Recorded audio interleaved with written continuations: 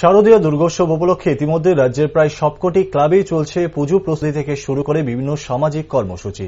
ঠিক এরই অঙ্গ হিসাবে রানীর বাজার দেবীনগরস্থিত তরুণ সংঘ ক্লাবে দুর্গোৎসব উপলক্ষে এলাকার কচি কাচাদের নিয়ে এক বসে আঁকো প্রতিযোগিতার আয়োজন করা হয় রবিবার।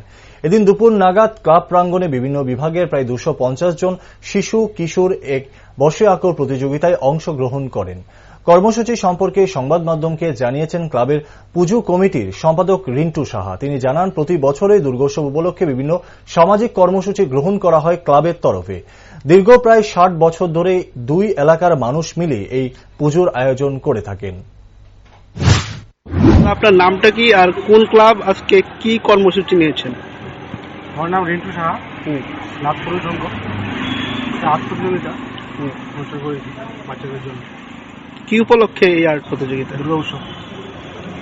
এছাড়া আর কি কি কর্মসূচি রয়েছে দুর্গোৎসব উপলক্ষে আপনাদের? সংস্কৃতি এবং সাহিত্যিক সন্ধ্যা প্রথম পর্যন্ত, তার সেকেন্ড হাতে থাকবি, তারপর হাত পর্যন্ত